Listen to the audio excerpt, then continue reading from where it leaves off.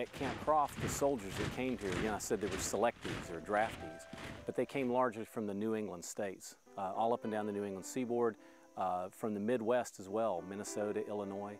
The first soldiers actually arrived here from Pennsylvania. So the idea was that the Army didn't want to send a basic trainee to training in their hometown.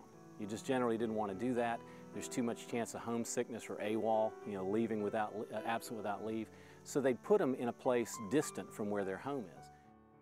To me, the importance of Camp Croft, first of all, is that we need to remember that this was the jumping off place for a lot of young men who had to go and fight a very important battle in Europe, or primarily in Europe, but also in the Pacific.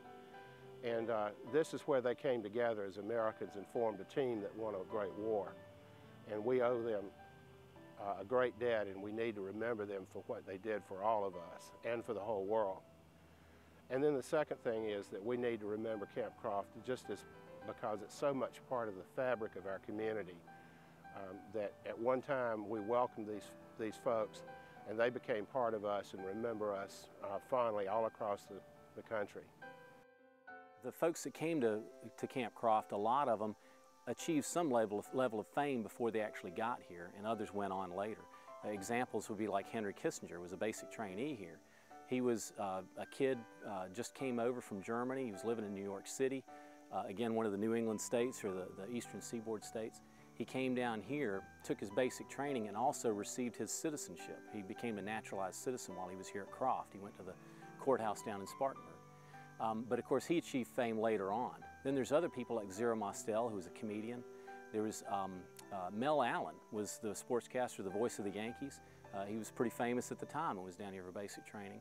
For some people, the memories of Spartanburg are difficult because they involved perhaps a drill sergeant they didn't like and who didn't like them, or just that first exposure to Army discipline that was so different from what they'd experienced at home.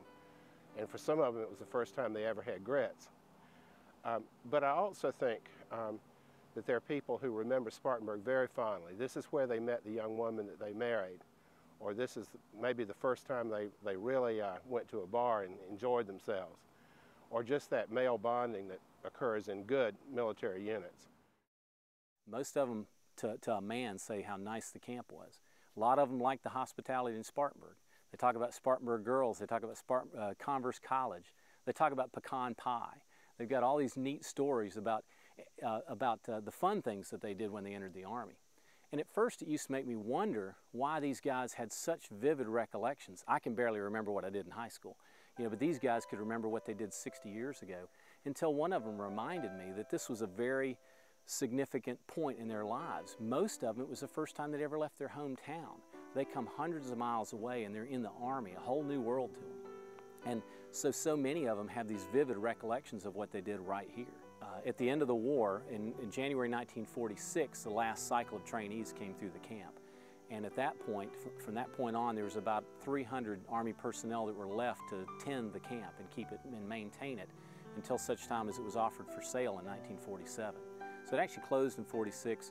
After that, there was some interest in trying to lobby the federal government to keep it as a permanent military installation. A lot of people like to say that it was down to either Fort Jackson in Columbia or Camp Croft up here, and it was in Fort Jackson got the winning nod.